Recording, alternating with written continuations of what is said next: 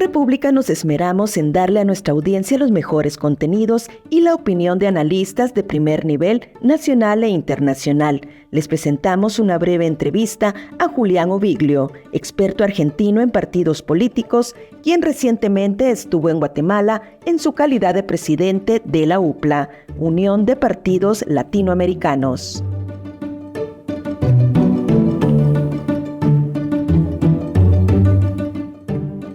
Bueno, la relación de China con nuestros países en la región es muy especial, básicamente porque la mayoría de nuestros países le vende la gran producción de productos primarios a China. Entonces ahí naturalmente tenemos una tensión muy importante entre los intereses de los Estados Unidos y de Europa y los intereses de China. Entonces los americanos y los europeos naturalmente le piden a la política latinoamericana que trate de reducir su exposición a China y tener menos vínculos con China. Y en general los latinoamericanos lo que respondemos a los americanos y a los europeos es: miren, nosotros le vendemos el 70% de lo que producimos a China, con lo cual lo que usted me está pidiendo es muy difícil. Lo que sí se puede hacer y lo que deben hacer los países latinoamericanos es no generar acuerdos donde cedan soberanía. O sea, China tiene un interés muy importante en sectores estratégicos, principalmente para garantizar su provisión de alimentos. Entonces China en general trata de participar en licitaciones y en acuerdos donde ellos puedan manejar puertos, carreteras, o sea, todas las vías por las cuales los productos primarios salen del país y son exportados hacia China. Y ahí yo creo que hay que tener mucho cuidado en no ceder soberanía en ninguno de esos acuerdos. Y al mismo tiempo explicarle a los Estados Unidos y a Europa que nuestros países de América Latina van a poder bajar su exposición comercial ante China siempre y cuando Europa y Estados Unidos les compre más. Tenemos varios ejemplos de estos, pero yo creo que el más notorio y el más evidente es el acuerdo Mercosur-Unión Europea, que está finalizado hace 4 años y todavía no ha sido ratificado por el Parlamento Europeo. Y lo único que se necesita ahí es la votación de los eurodiputados.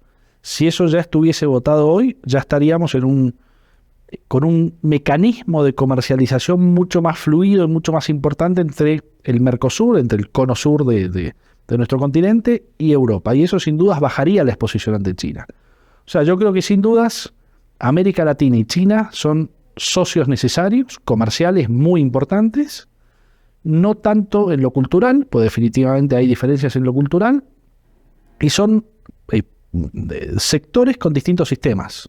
Nuestro sistema democrático es completamente distinto al sistema de China, pero lo que hay que hacer es respetarse mutuamente. O sea, no hay que mezclar lo que es el comercio exterior con el sistema democrático, o el sistema institucional, o la división de poderes, o la representatividad que tienen nuestros órganos. Con lo cual yo veo que hoy hay una convivencia comercial muy buena. Sin dudas China tiene intereses en profundizar ese vínculo y está la tensión con los Estados Unidos y con Europa para reducir el vínculo. Hay que administrar toda esa relación y que sea productiva y efectiva para todos.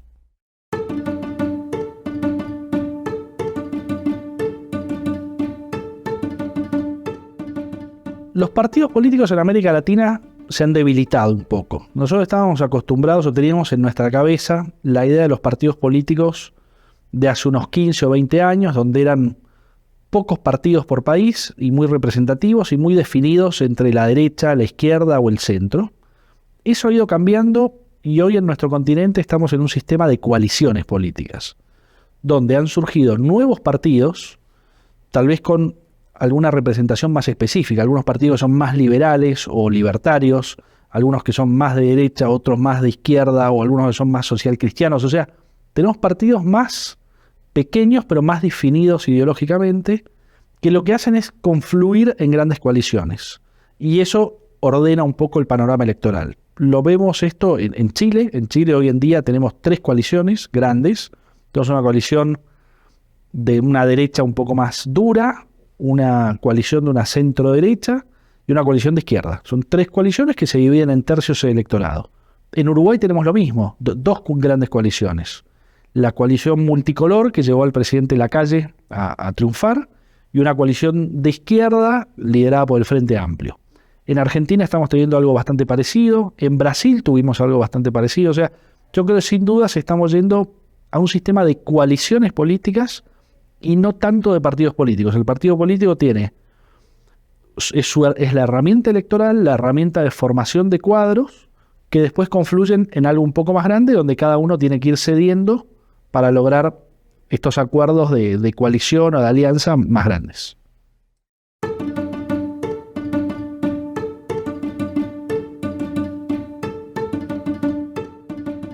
En América Latina hemos tenido cambios importantes en los últimos 6 años. Si uno mira hacia atrás, hace 6 años casi toda América Latina estaba gobernada por coaliciones de centro-derecha. Y hoy hemos pasado para el otro lado. Tenemos casi todas coaliciones de centro-izquierda. La pregunta es qué pasó o por qué sucedió esto. Yo creo que sin dudas la centro-derecha gestionó bien, pero omitió dar una batalla cultural. O sea, omitió transmitir el mensaje de fondo de por qué estaba impulsando determinadas políticas públicas y cuáles eran los valores definidos que estaban detrás de una política pública. La izquierda siempre ha sido mucho mejor en materia de relato político y eso ha hecho que se le gane a la derecha cuando fallaba algo de la gestión.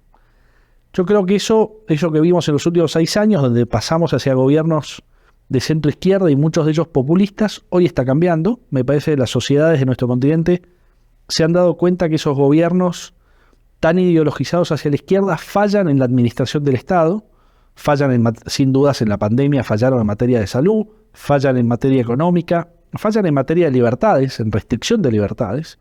Y hoy las sociedades de América Latina están volviendo a elegir algunas propuestas de centro derecha con valores más definidos. Lo vimos en Chile. En Chile tuvimos a fin de año una votación para definir si se ratificaba un proyecto constitucional o no, que era muy malo. La sociedad chilena lo rechazó. Y unos meses después se eligieron nuevos convencionales constituyentes para preparar un nuevo borrador de constitución, y la elección fue para la derecha mayoritaria. O sea, la derecha tuvo tal mayoría que podría hacer la constitución sola, sin negociar con la izquierda. Una cosa impresionante, que no va a suceder, pero los votos que lograron fue impresionante. En Paraguay, hace 1 mes y medio ganó Santiago Peña la presidencia. Santiago es un tipo fantástico de 44 años, que fue ministro de Economía, presidente del Banco Central, trabajó en el Banco Mundial. Un tipo con ideas muy definidas, donde ha transmitido durante toda la campaña cuáles son sus valores, y tuvo una elección récord en Paraguay. Y va a gobernar a partir del 15 de agosto, que yo creo que sin dudas va a ser un ícono de la libertad en la región, en el continente. O sea, yo creo que estamos cambiando. Argentina tiene elecciones primarias en agosto, generales en octubre. Todo indica que el populismo pierde. O sea, el nivel de rechazo que hace el populismo es enorme. Argentina con 120% de inflación anual, 10% de inflación mensual, por supuesto no hay nadie que lo soporte. O sea que la sociedad está definitivamente rechazando ese modelo. Y bueno, habrá que ver Guatemala, que también tiene un buen desafío por delante.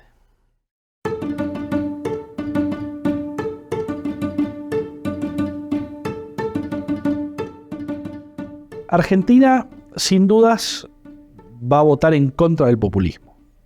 Lo que hay que definir ahora es cuál es la opción alternativa que va a ganar. Hay 2 propuestas que son las más fuertes. Una es una propuesta de una derecha mucho más extrema, tal vez libertaria, sin estructura política. O sea, una propuesta casi antisistema. Y después hay una propuesta de centro derecha más moderada, tradicional, con estructura política, con partidos políticos más fuertes. Yo creo que la discusión va a estar entre ellos dos. Mi sensación es que esta estructura política más tradicional de centro derecha, que es la que llegó al presidente Macri al gobierno, y que gobierna la ciudad de Buenos Aires y que gobierna algunas provincias importantes de Argentina, es la que finalmente va a triunfar. Y mi sensación es que eso va a ser así porque la ciudadanía, al momento de llegar a elegir, va a votar algo que le dé más tranquilidad y más confianza, y no una propuesta tan antisistema. O sea, yo creo que eso en Argentina, la propuesta antisistema, como se ha visto tal vez en Bukele o en otras expresiones aquí regionales, eso en Argentina, por las características de la sociedad argentina, no creo que podría ser exitoso. Sí puede estar en un orden de los 15 o 20 puntos, que es muy importante y es un llamado de atención a la comunidad política, pero no creo que alcance como para superar el 50% de los votos.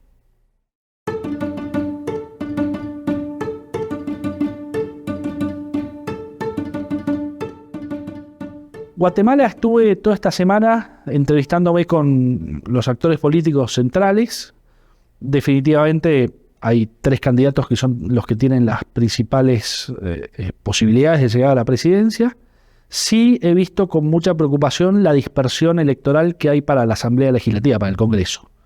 Yo creo que eso puede llegar a ser preocupante porque gane quien gane va a necesitar un Congreso con mayorías fuertes para poder hacer reformas, ¿no? Entonces me parece que ahí va a haber un problema. El que gane va a tener que negociar muy fuerte con el Poder Legislativo y va a tener que generar acuerdos de gobernabilidad.